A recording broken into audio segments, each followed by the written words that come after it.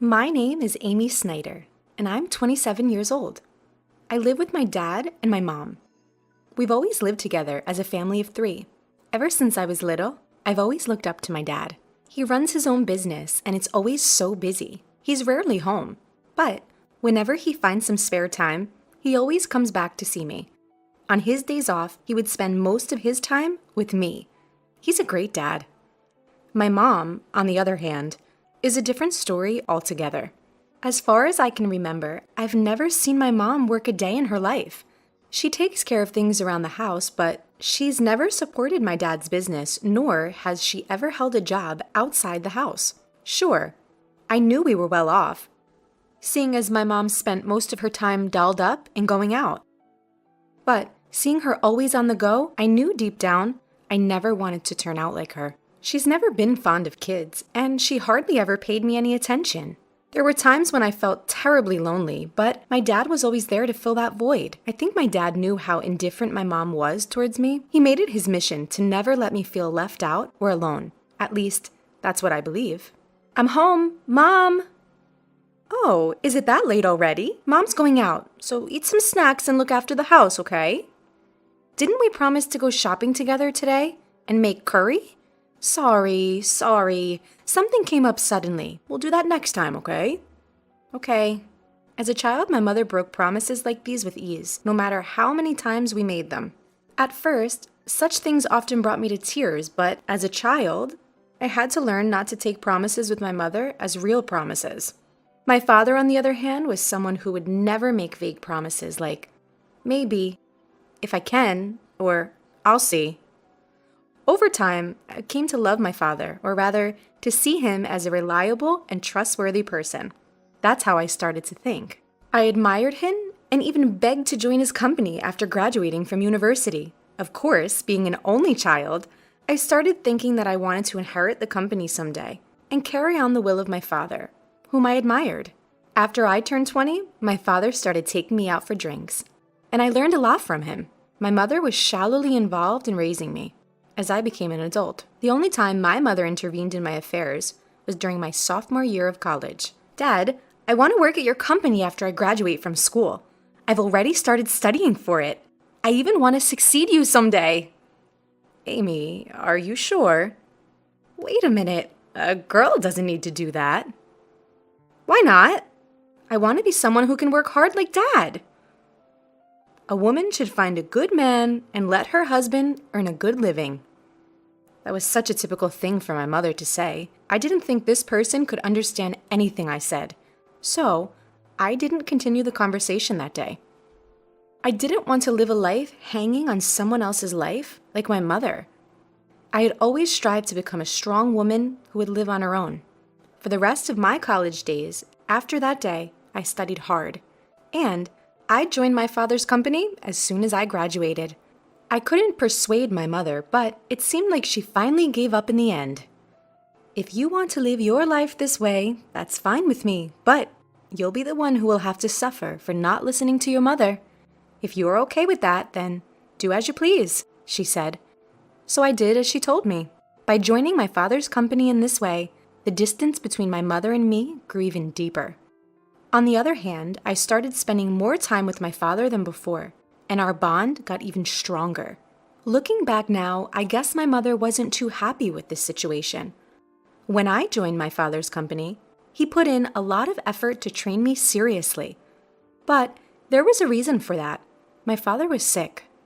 It took him about half a year to introduce me to a lot of people and teach me about the job. And then, my father collapsed at our workplace. He was immediately taken to the hospital by ambulance, and for the next 5 years, he lived a life fighting his disease. Amy, how's the company doing? Is it running smoothly without your dad? It's really hard right now, but everyone is supporting me. I'm sure it will be fine because Dad trusted me with everything I need. Well, as long as that's the case, if you, a woman, take over as the second generation and cause the company to go bankrupt, it would be a real shame, so be prepared for that. Mom, you really don't have any interest or love for the company. You're only concerned about others' judgment. It's sad to hear you say that. When my father first collapsed, I often argued with my mom like this. My father would come to the company on his good days while going in and out of the hospital, gradually weakening over 5 years, and for the last year, he was almost bedridden. During the time when my father was still able to move, the last time he visited the company, he said this: "This company and its employees are very precious treasures to me, but I have to let go of my treasure. Dad, over the past few years, I've watched you work, Amy, and I think I can trust you with it. Can I ask you, please, protect this place. Protect everyone here. For me. I don't know if I can be like you, Dad, but I'll keep trying to get closer to you, who I've always admired. So you can rest easy." From that day on, the title of representative was passed on to me. I had been so busy that I barely had time to go home. Since my father was mostly in the hospital, I made time to go see him frequently. My mother did the bare minimum, like bringing him changes of clothes, but as far as I could see, she even seemed to find that bothersome. What does my mother think of my father? Does she not have any feelings or gratitude for him? Or any feelings of pity for a sick person? I couldn't help but feel sorry for my father. I recalled how hard he had worked for me when I was young. A child unable to feel my mother's love. No matter how exhausted I was, I made it a point to visit him as much as possible.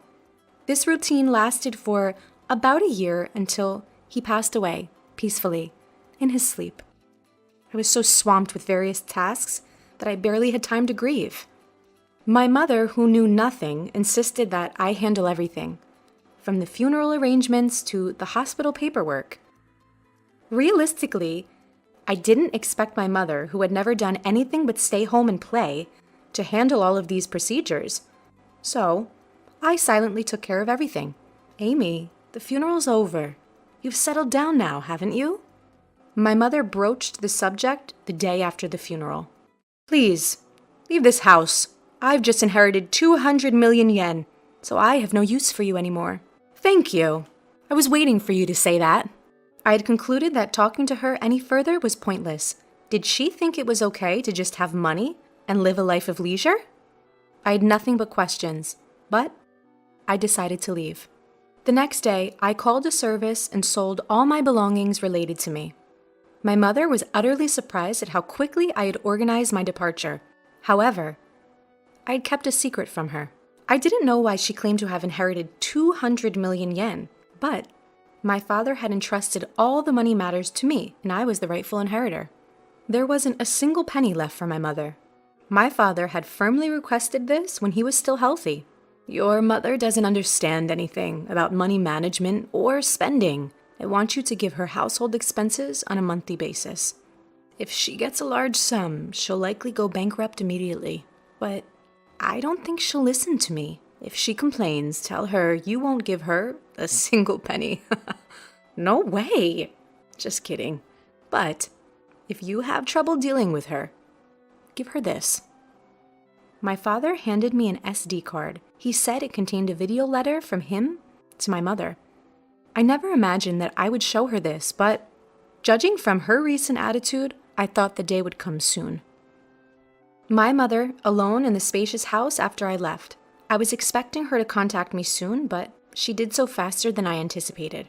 "Come home, immediately." "Huh? What are you talking about? I'm working."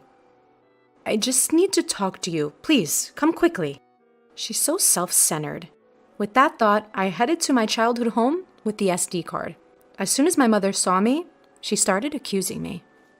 "You ran off with all of your father's inheritance, didn't you? I knew something was off since you left right away. Hand over your father's inheritance to me, now." How greedy can you be? You can't even act right as a mother. Who do you think you're talking to? I quietly handed her the SD card. "What's this?" "Oh, I guess you don't even know how to watch this." Mocking her, I took out my laptop, inserted the SD card, and played the video. On the screen was my father, as healthy as he used to be. I wonder how my mother will react to this video letter. I left the room in silence. I had never seen my mother defy my father before. But how about now? After his death? Would my father's thoughts reach my mother? When I returned to the room, my mother, who had finished watching everything, was crying. I couldn't believe it. My mother was crying while watching a video of my deceased father. I was curious about the video my father left for my mother, but I didn't dare to watch it myself. So I had no idea why my mother was crying. Mom, are you okay? Yes, for now. I get it. I will follow your father's instructions and leave everything to you from now on. Please go home for today. Call me again when you've cooled down. I thought she probably didn't want me to see her in a vulnerable state, so I went home right away that day. How did my father silence my mother? I was full of questions. Almost a month went by without hearing from my mother. I started to worry and decided to visit my parents' house during my lunch break, but my mother wasn't home. That night, I went to see my mother again. The lights were on at the house, which relieved me. I'm sorry for dropping in suddenly. I came by this afternoon, but you weren't home, so I got worried. I'm sorry. I was out for my part-time job during the day. What? A part-time job? My mother, as far as I knew, was a person who would absolutely not work. Why did it come to this? Didn't you watch that video? That was a video letter addressed to you, so I didn't watch it. You can take it home. You should watch it too, Amy. Can I watch it? My mother handed over the SD card to me, saying, well then. I felt a bit frightened to learn what my father conveyed, observing my mother's unusual demeanor. I went back to the office and sat down at the desk my father used. Then, I played the video. Honey, if you're watching this, it means you've not been able to communicate with Amy. First of all, thank you so much for helping me raise Amy until now. Without you, I don't think I could have managed the company while bringing up Amy. I felt something was off about the way my father was speaking. The next moment, my father said something shocking. You've taken care of Amy, even though she's not your child, and I have nothing but gratitude for you, who stood by my side for so many years. But, as a result, you've given up on your dreams and have reached your age without earning your own living, for which I take responsibility. Because I've allowed you to live a life of luxury. I'm sure you'll be in trouble when I'm gone. I'm not my mother's child? I was so surprised that I blurted it out. But then, it made sense. Even though I didn't feel much love, she had been taking care of me by cooking for me every day and doing the bare minimum for a child who wasn't her own. Who is that person? I didn't register our marriage because you told me you felt bad for your sister, so I ended up supporting your living and didn't do anything else. I'm sorry. But once I'm gone, I worry about the rest of your life. There's no one to support you, and I've taken your life away. I couldn't believe what my father, who spoke so fluently, was saying. It was all news to me. My father kept talking about what had happened in the past and what he hopes for our future. I spent the whole night processing all this and went back to my mother the next day. Mom, I watched the video from Dad yesterday. You know it all now. I raised you because I was asked to. That's all. What happened to my biological mother? You are the child of my sister and your father. My sister died right after giving birth to you, and I told your distressed father that I would help raise Amy. I would become your mother. After hearing the story from my mother, I understood everything, even the parts I had imagined. My mother used to work in a diner, and my father used to go there to eat sometimes. My mother was lively and hardworking at that time, and her dream was to have her own diner. However, when she decided to become my mother, she gave up on that dream. After being reminded about her dream from my father, my mother decided to work for it again, and is now training as a part-timer to make that dream come true. I should have done this earlier. Working is fun and suits me. I had no idea. So, it's my fault you didn't work. I'm really sorry for not knowing anything. It's not your fault, Amy. I made the decision myself. But I'm not good with children, so I couldn't handle you well. And I'm the one who caused you trouble. I never thought the day would come when I could have a conversation with my mother like this. At this stage in my life, I finally feel like I've come to understand my mother a bit. We've had many conversations since then, and we decided to use the money left by my father to fund the opening of her shop. Once she started working, she became somewhat humble. She was hesitant when the topic of funds for the shop came up, which would have been unimaginable not too long ago. While maintaining my regular job, I also helped with the opening of her diner, which led to me seeing my mother frequently. I attribute this newly forged relationship to my father.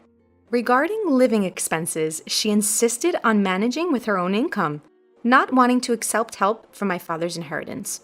Promise me that you'll tell me if you're struggling. After all, Dad trusted me to take care of you. I'll be fine living on my own.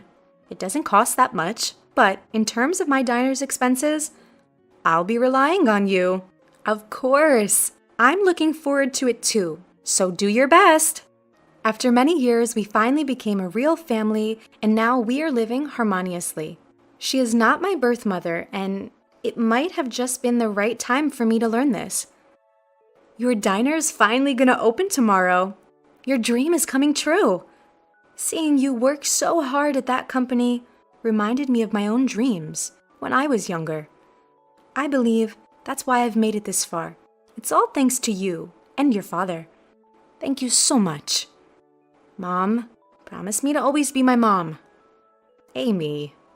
From now on, let's get along even better than before. After all, we only have each other. That's true. Upon my father's death, the truth was revealed.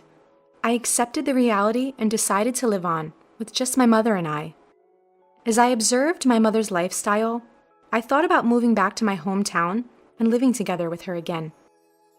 I don't cook, so my mother is concerned of my poor diet and is supportive of me coming back. My father would probably be surprised that we're getting along so well. His house, company, and inheritance that he left behind. I'll protect them at all cost while continuing to get along with my mother. In order to become a real family, we visited the graves of my father and my biological mother, my mother's older sister, to give our daily life updates. After going through the process of adoption, I finally became registered as the daughter of my mother.